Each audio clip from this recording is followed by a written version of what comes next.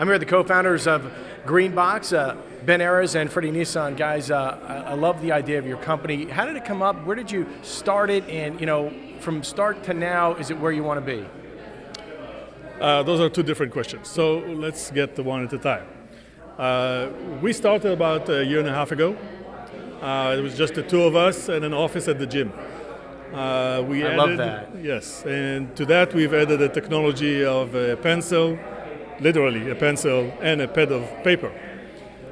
We worked on this for about 6 months, planning different architecture compositions, making technology bets, until we reached something that we thought had merit.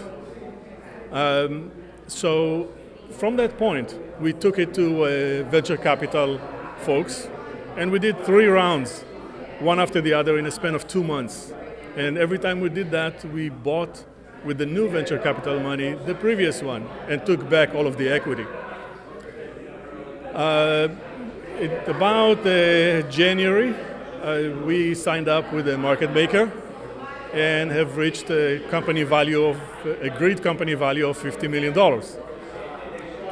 We became a public company in April of this year, and since grew about 4,000%, and the share price today makes a market cap of about 160 million. 160 million. I'll give you an edit opportunity there. As it stands today, the two of us grew to over 80 people. We have offices in Vancouver, British Columbia, in Las Vegas, and in Seattle, where I'm from. We have 5 provisional patents. We have a stock that is doing fantastic, and still with the same enthusiasm, we go to the next generation of the company. Fredi, what is it like being with a company that is growing the way it is? Unbelievable. I built some companies before, but not something like that. This is really an amazing opportunity to change an industry and really show the power of the mind of different people come from different industry to put something like that, and I'm very excited. How about the kiosk where you can go deposit cash and then take me from there? It's pretty amazing. Absolutely. We have a kiosk that we develop with our own software and hardware. Actually, we put those kiosks in a very high volume cash location. People can put their cash into those kiosks, and we take the cash and translate it to electronic money that's sitting on your e-wallet. And then you can go to any vendor that use our systems and pay with that. This way, you don't need to be handing cash or change, and it just make everything smooth and much faster. And actually, we see the results when it comes down to profit. You can move more people through the door when you don't have cash. Hey Ben, what is it like? Let me just ask, what is it like though to be part of a company that is a pioneer in the sense of getting rid of cash or going to a cashless society? I mean, and this came from an idea of a pencil to paper. Yeah. That's right, correct. I still believe in the old style, put pencil to paper type of evolution. The fact that you can delete and erase what you just wrote is a very powerful medium to develop something new on. Painters do it, even the master painters. Why not software developers? Now, in the context of what Fredi just discussed for the kiosk, some people do not like or can't be part of the cashless society movement. So, for example, let's take a restaurant that says from today we're cashless. We only, for our own interest, we're only dealing with cards, card payments. But 20% of their clientele is cash only folks. They don't have bank account, they are daily workers, they don't have the ability to participate in the game anymore. Here comes our kiosk. This kiosk is a physical representation of the block, the only machine where you can see the block work. You put money in it, and instantly that money appears in the virtual world on your wallet. Now, it doesn't have to go to a wallet. Let's say that these guys that have no cash also don't have a phone, right? So that kiosk can print you something like this. It's fantastic. And now this is a wallet. And obviously, once we got there, we said, okay, why not a ring? This ring is a wallet. This is an NFC wallet encapsulated That is fantastic. in a ceramic casing, requires no power, takes its power from the radio frequency coming from the reader itself, and converts your hand into the payment system. So I basically have this ring, and I just go over the payment system, and I just paid. I love it. So go back to that example of the cashless restaurant, right? So we put one kiosk in between the door and the people with just cash.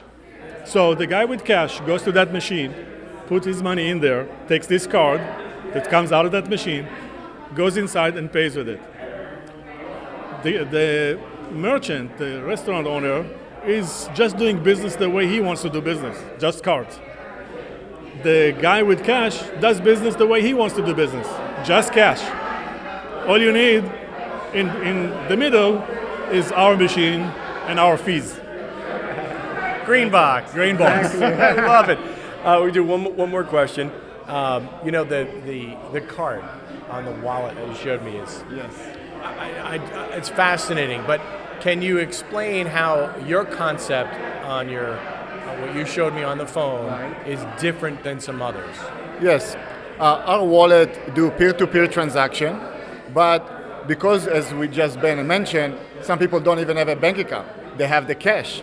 If you deposit cash into the kiosk and then it go to your e-wallet, now you can buy gift cards or Visa prepaid cards to go and buy online, like Amazon and other websites. So something that society today doesn't have access to because they pay very expensive in MoneyGram or Money Transmit or all of those. They pay a lot of fees. On our system, it's barely a fee, and they are getting the benefits of, like everybody else, using an online system, buying online with our e-wallets.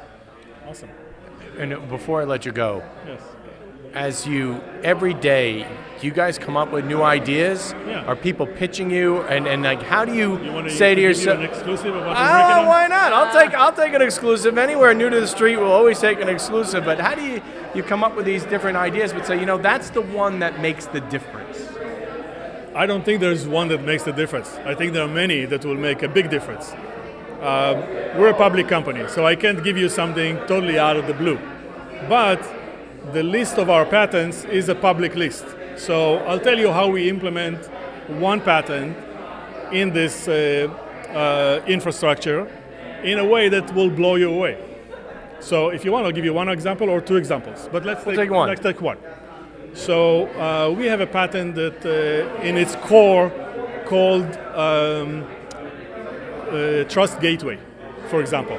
Trust Gateway is a technology that is necessary on the block to complete transactions. Every transaction on the block begins with a token. You tokenize something, some assets, physical assets, and you, at the other end, you record it on a ledger, like Excel spreadsheet. But that Excel spreadsheet lives in a very secure neighborhood. In the middle, you have this technology that is called a gateway. Now, our gateway, which is different than any other gateway out there on payment systems, is aware of the user. So in other words, we have your picture, we have your fingerprint, we have your location, we have your habits, we have, where you are on vacation and all of these things. We don't save all of those, but the gateway is aware of those. So in other words, let's say a bad actor is trying to steal your identity, okay? If they don't fall on the picture and they don't fall on the fingerprint somehow, and they get into our system, the system itself is so resilient that the great majority of all fraud attempts evaporate on blockchain. They don't exist. On top of that, blockchain itself, the way we implemented it, is separated between the virtual world and the physical world. Physical world, where the actual cash is, no one has access to that except the bank and their administrators. Even we don't have access to that. That backs up our virtual presence, dollar for dollar, it has to be. So even if you have a successful attempt in the virtual world, we'll catch it. And if we didn't catch it, we can undo it. Because it only happened virtually. So you're protecting us while we're using your system. And Very remember good. that almost 7% of the entire GDP of the US is susceptible to fraudulent transactions. So this is a big difference in the economy. Thanks, guys. Ben and Fredi, thanks so much. Right here, new to the street. Thank you. Thank you very much. Our pleasure.